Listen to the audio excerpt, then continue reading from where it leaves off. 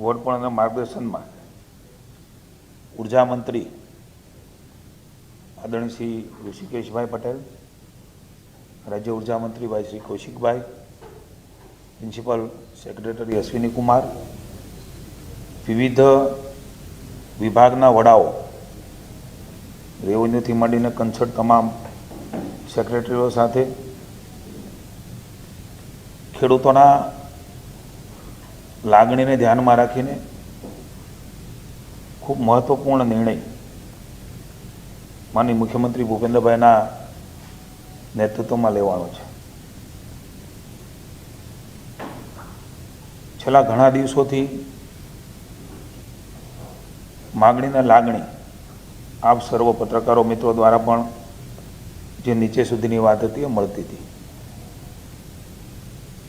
સરકાર સતત ચિંતિત અને સંવેદનશીલ પણ ત્યારથી જ હતી ને આજે પણ છે ને ભવિષ્યમાં પણ રહેવાની છે. અલગ અલગ પ્રકારની મિટિંગો, તબક્કાવાર મિટિંગો અત્યારના ભવિષ્યમાં અને ભૂતકાળમાં એની જે કંઈ નિર્ણય થાય એ નિર્ણયોની અસરો, પ્રતિકૂળ અસરો વ્યાપક હિતમાં, મેં અગાઉ પણ કહ્યું હતું, કારણ કે સર્વગ્રાહી નીતિ બનતી હોય ત્યારે સ્વાભાવિક છે. મને આપને સૌને જણાવતા ગૌરવ થાય છે કે મુખ્યમંત્રી શ્રી ભૂપેન્દ્રભાઈ રાત્રે 12-1 વાગ્યા સુધી સીએમ હાઉસમાં સૌ અધિકારીશ્રીઓ, નાયબ મુખ્યમંત્રી શ્રી હર્ષભાઈ, ખાસ કરીને ઉર્જા મંત્રી, જેણે ખૂબ આખી અલગ અલગ પ્રકારની અલગ અલગ રાજ્યમાં અલગ અલગ વિસ્તારમાં જે કંઈ બાબતો હતી એને ઝીણવટપૂર્વક અભ્યાસ કરીને ઋષિભાઈએ પણ સતત સાથે રહ્યા. રાજ્ય ઉર્જા મંત્રી, હું, માની પ્રિન્સિપલ સેક્રેટરી, ક્યાંક નાયબ મુખ્યમંત્રીશ્રીના મકાને, ક્યાંક ઋષિભાઈના ઓફિસને ઘરે, ક્યાંક મારા ઘરે, એમ સતત અવિરતપણે, હું એમ કહીશ કે લગભગ 10-12 દિવસથી અવિરતપણે આમાં મેરેથોન બેઠકો કરી છે. અને એના અંતે માનનીય મુખ્યમંત્રીશ્રીએ ખૂબ ઉદારતાથી ખેડૂતોનું આર્થિક હિત સર્વોપરી રાખીને એક મહત્ત્વનો ઉદાર નિર્ણય એ લીધો છે. જે કિસાનના ખેતરમાંથી વીજ લાઈન પસાર થતી હોય, વીજ ટાવર ઊભો કરવાનો હોય, એના બદલે ખેડૂતોને આપવામાં આવતા વળતરમાં સરકારે વધારો જાહેર કરવાનો નિર્ણય લીધો છે. આ નિર્ણયથી રાજ્યના ખેડૂતોને તેમની જમીનનું યોગ્ય અને બજાર આધારિત વળતર હવે મળશે. ખેડૂતોના ખેતરમાંથી પસાર થતી વીજ લાઈન માટે અત્યાર સુધી ખેતરમાં વીજ પોલ કે લાઈન નાખવા માટે ખેડૂતોને જંત્રીના બમણા લેખે વળતર ચૂકવવામાં આવતું હતું. કેટલીક વિસંગતતાઓ પણ ધ્યાનમાં આવી, કેટલીક લાગણીને ધ્યાનમાં રાખીને પણ રાજ્યમાં જિલ્લાઓ દ્વારા નિર્ણય થયો, ડીએલવીસીમાં નિર્ણય થયા. આ બધી જ બાબતોને ધ્યાનમાં રાખીને જે રજૂઆતો મળી એમાં માનનીય મુખ્યમંત્રીશ્રી ખૂબ સંવેદનાથી જ્યારથી પણ આ વિષય નીકળ્યો છે ત્યારથી અમને સૂચનાઓ આપી છે. તંત્રને કહ્યું છે ખુલ્લા મનથી ખેડૂતોનું હિત એ હંમેશા પ્રાથમિકતા ભારતીય જનતા પાર્ટીની રહી છે. એના માટે જે કાંઈ કરવું ઘટે એ કરવા માટેની એમણે આદેશો પણ જારી કર્યા. એના આધાર ઉપર એમાં મોટો સુધારો કરીને જંત્રી આધારિત નહીં પરંતુ જમીનના પ્રવર્તમાન ભાવ એટલે કે માર્કેટ રેટ એના બમણા ચૂકવવાનો ખેડૂત હિતલક્ષી નિર્ણય એ સૌપ્રથમવાર ગુજરાત રાજ્યમાં રાજ્યની ભાજપની સરકારે લીધો છે. આ ઉપરાંત અત્યાર સુધી ખેતરમાં જે વીજ ટાવર એટલે કે બેઝ પાયા એ વાસ્તવિક માપ પ્રમાણે જ એનું વળતર મળતું હતું. એનાથી પણ આપ સૌને ખેડૂતો વિદિત છે. હવેથી ખેડૂતોના મદદરૂપ થવા માટે ટાવરના બેઝ વિસ્તારની દરેક બાજુએ એટલે કે 4 એના પાયા હોય છે. એ પાયાના છે એની આજુબાજુ એટલે કે વધારાનું 1 મીટર એ ગણતરીમાં લેવાનું રહેશે. ઉદાહરણ તરીકે આપને કહું તો 765 કેવીની લાઈન એ અગાઉ 625 ચોરસ મીટર લેખે વળતર અપાતું હતું. હવેથી આ 1 મીટર વધવાના કારણે એની જો ગણતરી કરીએ તો 729 ચોરસ મીટર લેખે આ રકમ એ ચૂકવવામાં આવશે. અગાઉ જમીન માલિકોના વળતર અંગે ફાઉન્ડેશન તબક્કે 40%, ઇરેક્શન વખતે 40% તથા વાયર લગાડ્યા બાદ 20% રકમ મુજબની ચૂકવણી થતી હતી.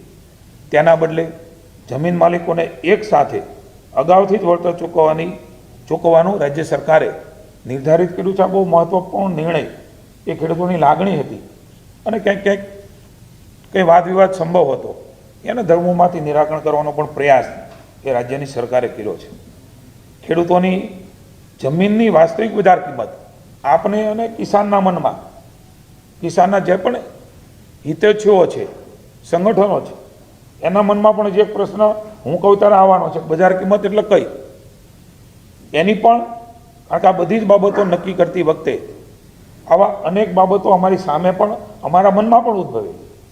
માની ઋષિભાઈએ, માની હર્ષભાઈએ ખૂબ ઊંડાણપૂર્વક એની ચર્ચાઓ કરી અને પછી જે પ્રકારે નક્કી કરવામાં આવ્યું છે એ પ્રમાણેની પારદર્શકતા કેવી રીતે હોઈ શકે. તો રાજ્ય સરકાર દ્વારા એમઆરસી જે માંગ હતી કે ભાઈ એમઆરસી મુજબ એની રચના થાય અને કિંમત એ પ્રકારે નક્કી થાય, તો એની પણ રચના કરવામાં આવશે. અને આ સમિતિમાં મહત્વનું નોંધવા જેવી બાબત છે, કદાચ આપ સૌના ધ્યાનમાં હશે, રાજ્યના ખેડૂતોના ધ્યાનમાં ન પણ હોઈ શકે, અસરગ્રસ્ત ખેડૂતોના પ્રતિનિધિ, કંપનીના પ્રતિનિધિ, ખેડૂતના ઓથોરાઇઝ માર્કેટ વેલ્યુઅર, કંપનીના ઓથોરાઇઝ માર્કેટ વેલ્યુઅર ને પણ આમાં સ્થાન આપવામાં આવશે, જેથી ખેડૂતોને પણ ક્યાંય વિસંગતતા લાગે, ક્યાંય એના મનમાં અન્યાયનો ભાવ ન આવે કે કોઈ એક વ્યક્તિએ નક્કી કરી લીધું. એ અને એના વેલ્યુઅર એ બંને આમાં સામેલ છે. માર્કેટ રેટ નિર્ધારણ કરવાની સમિતિ જે છે એમાં કલેક્ટરશ્રી, જમીન માલિકીના પ્રતિનિધિ, ટ્રાન્સમિશન સર્વિસ પ્રોવાઈડરના પ્રતિનિધિ, મેં કહ્યું એમ આ બધા જ આમાં સામેલ રહેશે. બીજી તરફ વીજ લાઇનના રાઇટ ઓફ વે કોરિડોર માટે એમઆરસી દ્વારા નિર્ધારિત થયેલ બજાર કિંમત, પુનઃ કહું છું, ડીએલવીસી નહીં, એમઆરસી દ્વારા, એટલે ખેડૂતો, કંપની અને કલેક્ટર કચેરી જે નક્કી થશે એ પ્રમાણે ગ્રામ્ય વિસ્તારની બજાર કિંમતના 30%, નગરપાલિકા વિસ્તારની કિંમતના 45% અને મહાનગરપાલિકા વિસ્તારની બજાર કિંમત, વાસ્તવિક બજાર કિંમત, હું એક ઉદાહરણ પણ આપને આપવા માંગીશ જેનાથી ઘણી બધી ક્લેરિટી આપવાનો પ્રયાસ સરકાર દ્વારા કરી રહ્યા છે. 60% મહાનગરપાલિકાના વિસ્તારમાં વળતર આપવામાં આવે છે. એ ખૂબ મહત્વનો, ઘણી બધી સંશય, શંકા, કુશંકાઓ એક ઉદ્ભવતી હતી, એનું પણ નિરાકરણ આદરણીય ભૂપેન્દ્રભાઈ પટેલે એ અમને બધાને આપ્યું છે. આમાં ઉદારતા દાખવીને ખેડૂતોને અગાઉ જૂના ભાવ પ્રમાણે જેણે વળતર મેળવી લીધું છે, પરંતુ વીજ લાઇનનું કામ એ હજી પ્રગતિમાં છે, એટલે કે ચાલુ છે. એ વીજ લાઇનોમાં તમામ ખેડૂતોને આ નીતિનો લાભ એ મળવા પાત્ર રહેશે. એક ઉદાહરણ તરીકે, આ માત્ર એક ઉદાહરણ છે. એ ઉદાહરણ કોઈ અલગ અલગ રીતે પોતાની રીતે સેટ ન કરે, એટલે પુનઃ એક વાત કરું છું, રાજ્ય સરકાર ઉદાહરણ આપીને સમજાવવાનો પ્રયાસ કરે છે. દાખલા તરીકે મોરબીનું જેતપર ગામ, એના ડીએલવીસીના જે ભાવ છે એ ભાવ પ્રમાણે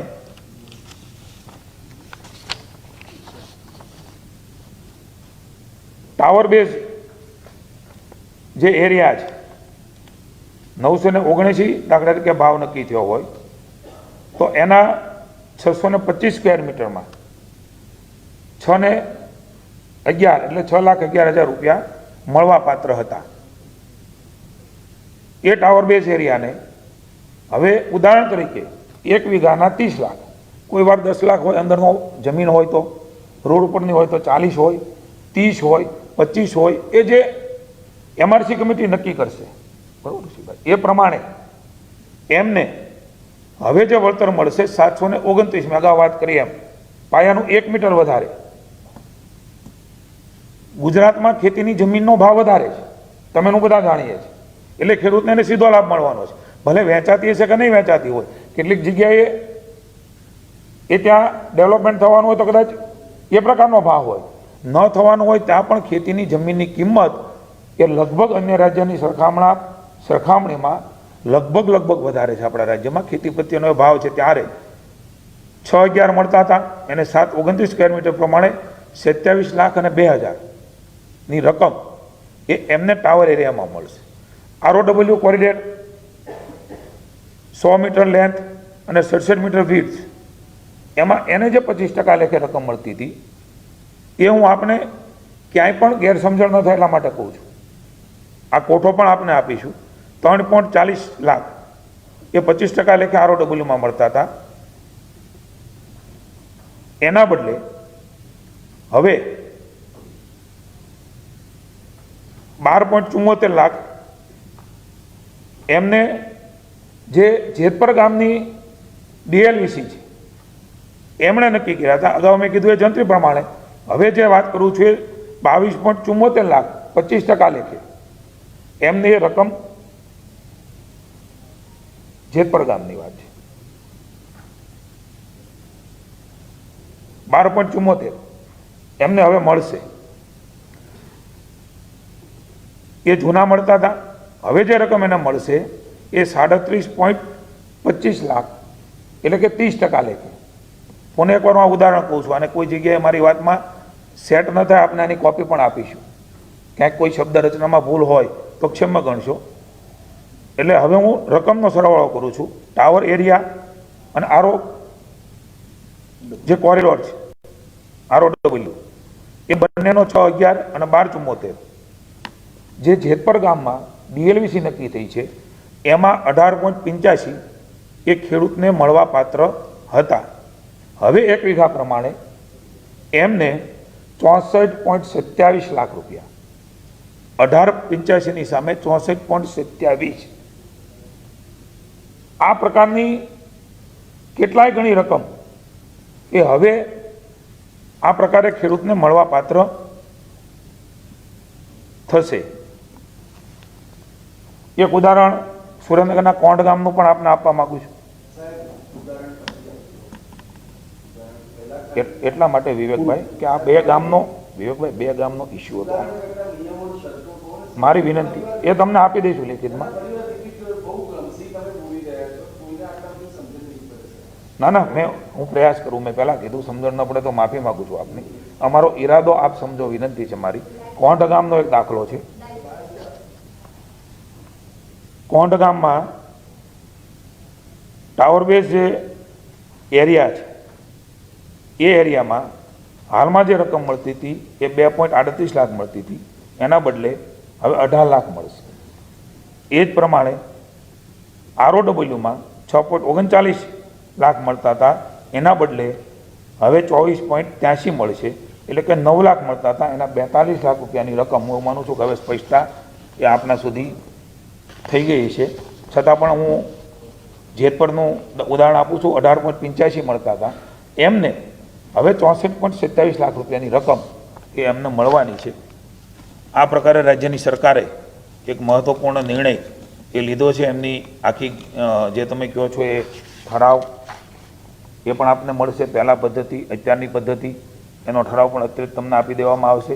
આ પ્રકારે ખેડૂતોના હિતમાં રાજ્ય સરકારે ખૂબ મહત્ત્વપૂર્ણ નિર્ણય માનની ભૂપેન્દ્રભાઈ, માનની હર્ષભાઈ, અમારા ઋષિભાઈ વગેરે મુખ્યમંત્રી, નાયબ મુખ્યમંત્રી અને વીજળી મંત્રીએ ખૂબ સંવેદનાથી આ નિર્ણય ખેડૂતોના હિતમાં લીધો છે. આ બધી જ તુલનાઓના અંતે આપ પણ સમજી શકો અને ખેડૂતો પણ સમજી શકશે કે ખૂબ મોટો મહત્ત્વનો સુધારો એ રાજ્યની સરકારે ખેડૂતોના વિશાળ હિતમાં લીધો છે.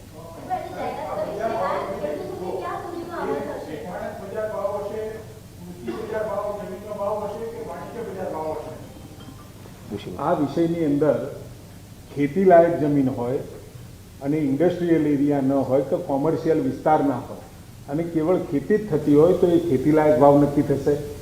પહેલાં આપણા ત્યાં જંત્રીના ડબલ કરી અને એનું ચૂકવણું થતું હતું. હવે એની જગ્યાએ એમઆરસી કમિટીની રચના કરી છે. એમઆરસી કમિટીની રચના એ ખેડૂતોના હિતને ધ્યાન રાખી કેન્દ્ર સરકારનો જે પરિપત્ર છે એમાં બજાર મૂલ્ય લખ્યું છે. એટલે બજાર મૂલ્ય કેવી રીતે નક્કી કરવું? જંત્રીના ભાવે, ડીએલવીસી દ્વારા, પરંતુ એ આખી મિકેનિઝમ છે.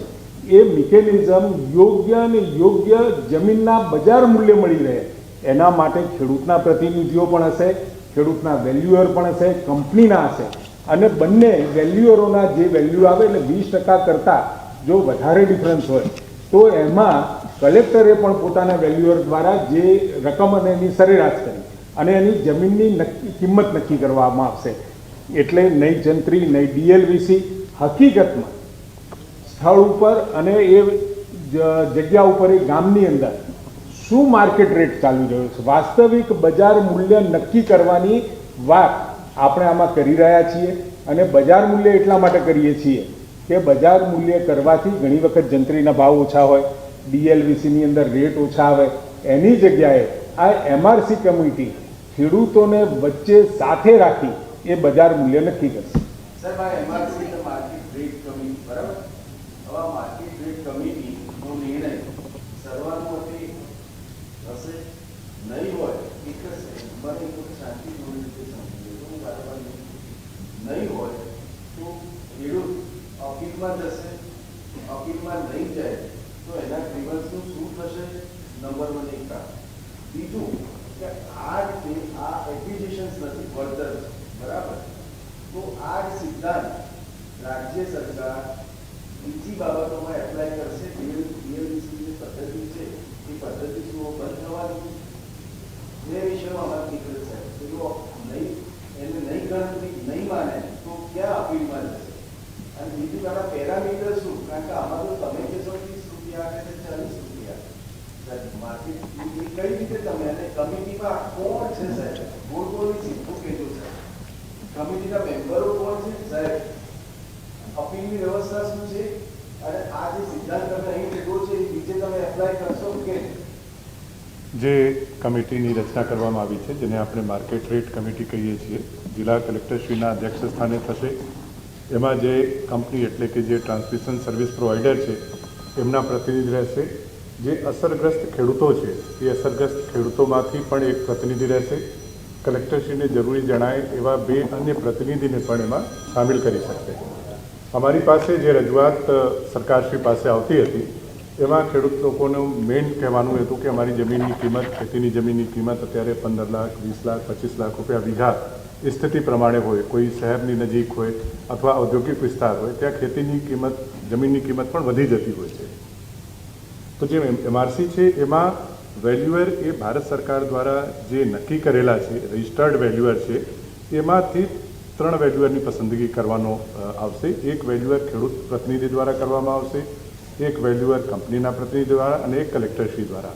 અને જે રેટ નક્કી કરવામાં આવશે ફાઇનલ, એ ત્રણેયના વેલ્યુએશનને ધ્યાનમાં રાખીને એકબીજા સાથે સામંજસ્ય બેસાડીને કરવામાં આવશે. એટલે અમારું એવું માનવું છે કે 99% કિસ્સાઓમાં અથવા કદાચ 99% કરતાં પણ વધુ કિસ્સાઓમાં કોઈ પણ જાતની અપીલની શક્યતા નહીં રહે, કોઈ ગુંજાઈશ ન રહે, જરૂરિયાત ન રહે.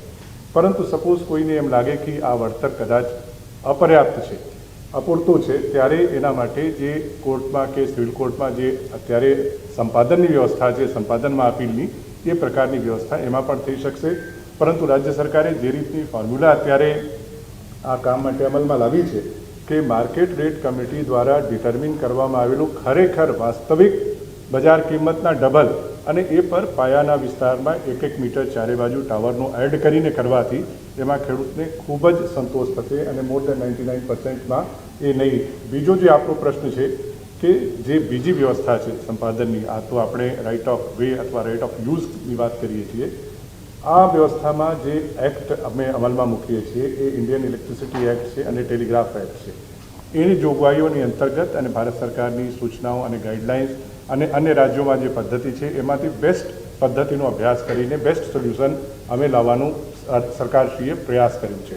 એને અને બીજા કાયદાઓને કોઈ સંબંધ નથી, એટલે જે પદ્ધતિ બીજા કાયદાઓમાં સંપાદન માટે છે એ રીતે એ એક્ટથી ગવર્ન થશે અને આમાં વળતરની પ્રક્રિયા આ ઇન્ડિયન ઇલેક્ટ્રિસિટી એક્ટ અને ટેલિગ્રાફ એક્ટથી ગવર્ન થશે.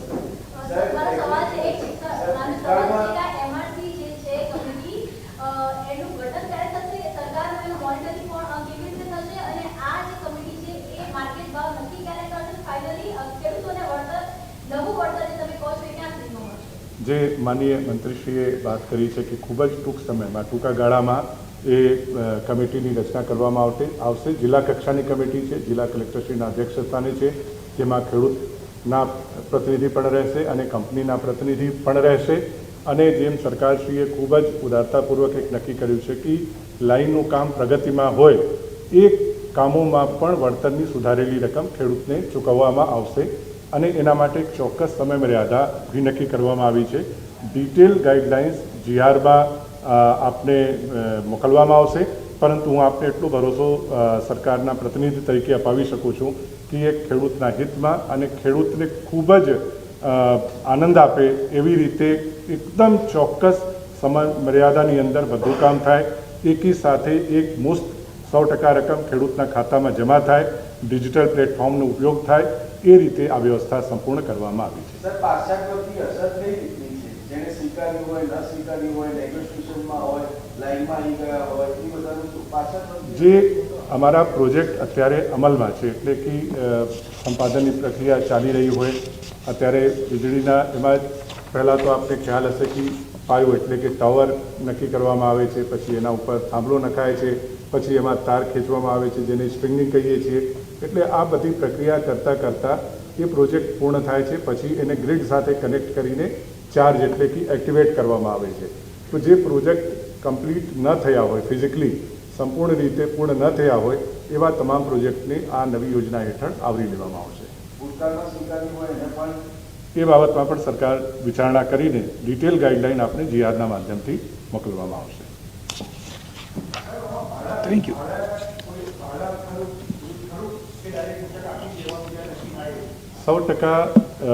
એક મુસ્ત એકી સાથે ખેડૂતના એકાઉન્ટમાં રકમ જમા થાય અને ટાવરના કિસ્સામાં 1 મીટર જેવી રીતે સાહેબે કીધું વધારીને અને માર્કેટ રેટ કમિટી દ્વારા નક્કી કરેલ વાસ્તવિક બજાર ભાવના ડબલ એમને એક મુસ્ત આપવામાં આવશે. ROWમાં પણ ખરેખર વાસ્તવિક બજાર મૂલ્યના ગ્રામ્ય વિસ્તારમાં 30% એક સાથે આપવામાં આવે એ રીતની વ્યવસ્થા કરવામાં આવી છે. Thank you. Thank you.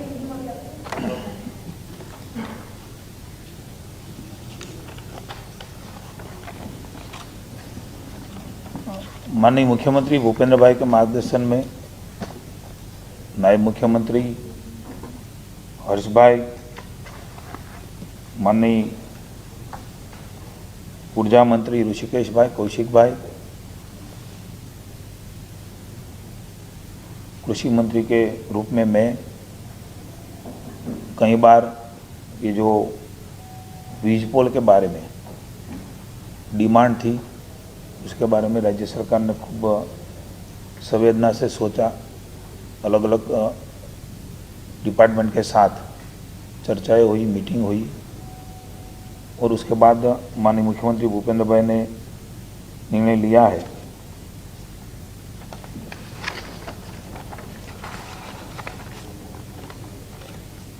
और किसानों को वाजबी